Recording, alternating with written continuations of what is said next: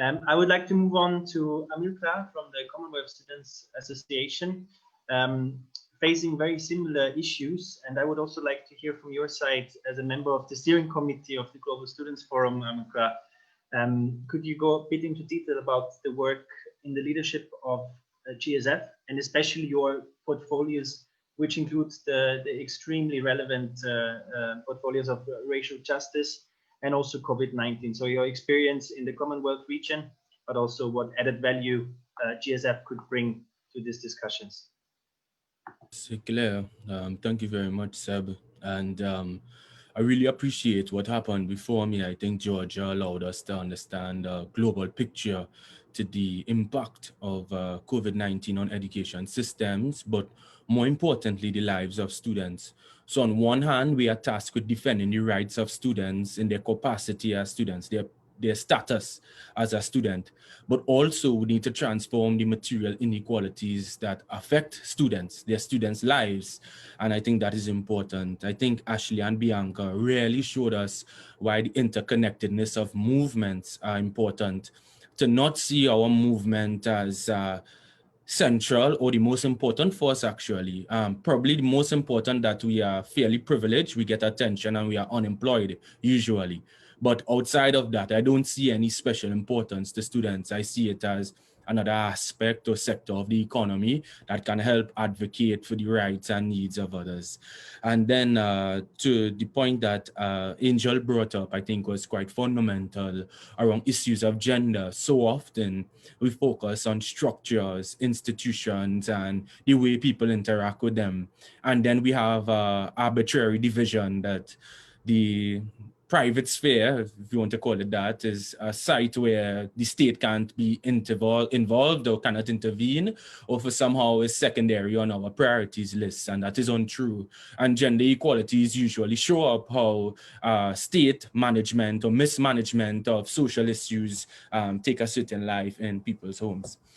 So I really think that we tasked with what everybody's familiar with, our Caribbean superstar Rihanna. But before Rihanna, there was Bob Marley. And Bob Marley, he was the 20th century of the 20th century philosopher, I would argue. In a song called Zimbabwe, he really put forward, actually doing a lot of things to make it relevant to everyone in this chat. So I see Ashley from Zimbabwe. And he says, soon we'll find out who are the real revolutionaries. I don't want my people to be contrary. And what does that mean? I think this has posed a certain type of challenge to students' movement, forced us to be very self-critical about our professionalization approach, which was important internally when we define it, but has severe limits when we think our work only happens within institutions, but also our relationship to movements. There must be an aspect of the policy table because so much decisions are being made in a short time. We need to have a certain type of presence in policy-making rooms. So to put broadly on the issue is that the world economy is projected to shrink by 3.2%. And therefore, a lot of people are going to fall into extreme poverty, whether we like it or not. And the fact that Georgia is right, this is a choice. Many governments have shown no sign of going to a contrary path or to an alternative. And the idea of the digital divide is very real. The digital divide, yes, is about access to internet, but even other connected industries. So for example, when we think about credit card penetration, it may surprise you all to understand that when I travel to certain countries, especially in the global north, I think I'm in the future. Yeah, take your phone and you swipe it all over and you buy a cup of coffee. A more advanced country like Trinidad and Tobago in the Caribbean has a rate of 16% credit card penetration. So the level of services one can procure even on the online space is very difficult. Ministries, where there are elections, there are ministries and special offices assigned to digitizing government services and public services. So there's a major transition happening in the global south where we need to move into a digital space, and it is also the task of the government. The second issue is around budget cuts. Budget cuts happen not only because of privatization, which is a threat we need to push off, and a type of nasty neoliberalism that happens. We have seen it happen in Latin America, especially, and places like India. But there's also budget cuts when you already didn't have money. I'm talking about societies and states which were social democratic or had a welfare approach, which just doesn't have the money.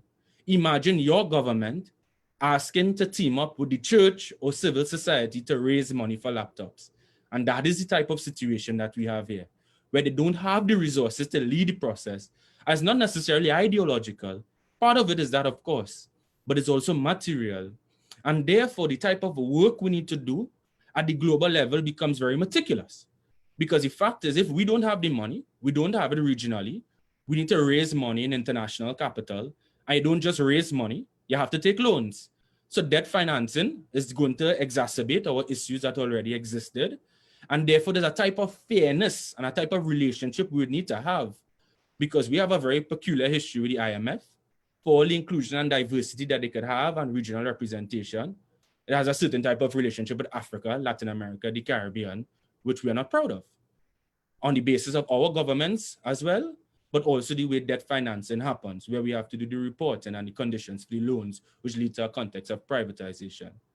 So that is the things we need to look at. On the way we scale up our politics is more than just a form of solidarity, but where the support lies, I think is important.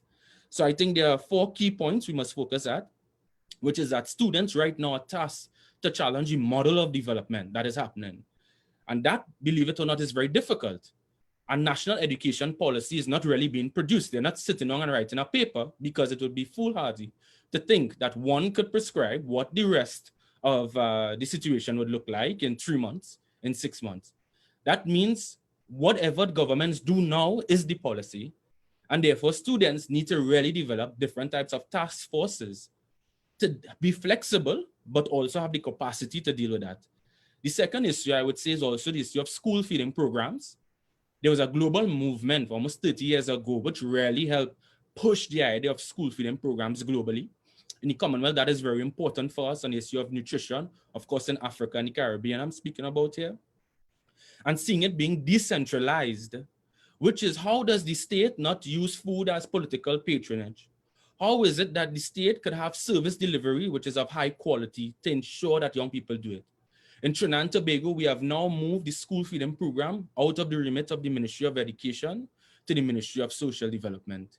And that is to show you the idea of the food card. So it becomes a state disbursement of families more than it is, because the institution of the school is not up and running. So these are the kind of issues that we are forced to confront. To a point, I know Georgia highlighted, which I really think is important. Contrary to what we believe as university student leaders, whether we like it or not, our priority oftentimes will be dominated by university concerns. The scope of the work is large enough as it is, and is also where we are. Our subjectivity is shaped by that primarily. But we need to expand our consciousness to primary and secondary and tertiary education. It's really a continuum of education. Fortunately, we have Bianca from Oakley, which has, I think, a very robust idea of what primary, secondary, and tertiary looks like. But also Latin Americans organize for everything, you know what I mean? You have children workers unions I'm talking about. So it's a very different landscape. There's no movement or group that exists that Latin America does not have in the millions. And at the same time, that is a very deep concern. I think it's quite beautiful, because I've seen that personal transformation in my life. I think I always had a consciousness about the status of students, but really asking what happens to a 6-year-old, what happens to a 16-year-old, and what happens to a 26-year-old has forced a different type of student movement politics. At its best, it's brilliant. At its weakest, shows our inadequacies. And that is something we need to take on seriously. Therefore, I want us to charge a path where we think more materially about our work. And perhaps this comes from what we call the Zoom fatigue. I actually think it's a type of bourgeois enterprise. I think it's very important for us to continue this work. I'm not trying to say to move outside of it, but I do think the idea of Zoom relies on a certain level of articulation, socio-spatial environment to have these type of conversations, but also a kind of commitment to listen to a lot of people talk for a little bit of time and then go back to say I was enlightened. And there's a way we still need people to move outside of the home, no way about it. And that's why I think Bianca's point registered so profoundly that there are movements taking place, that there are volunteer agencies working, and deepening our relationship to that. I'm not trying to tell students to risk their personal health to defend students in the mass. But I do think we need to be very strategic and honest with the type of contribution that we make.